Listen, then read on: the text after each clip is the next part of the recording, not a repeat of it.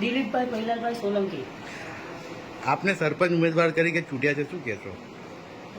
નવાખલ ગામમાં ઘણા સમયથી ઘણા બધા કામો એટલે કે બાકી હતા, વિકાસ ઘણો બાકી હતો, પણ મને ઘણા સમયથી હું લાઈવ વિડીયો કરીને પણ જાહેરાત પણ કરતો હતો કે આટલા કામો બાકી છે, અને ત્યાર પછી મેં સરપંચમાં ઉમેદવારી નોંધાવી, અને આ જીત કોઈ મારા એકલા સમાજની નહીં, આખા નવાખલ ગામની જીત છે, મારી એકલી જીત નહીં, નવાખલ ગામના મતદારોની જીત છે।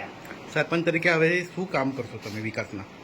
ગામમાં ઘણા બધા કામો બાકી છે, રોડ રસ્તાઓ છે, પાણીની વ્યવસ્થા અમુક એરિયામાં નથી, આ બધી વ્યવસ્થાઓ અમે નિરીક્ષણ કરીને જાતે જઈને કરીશું। ગ્રામજનોને શું કહેવા માંગો છો?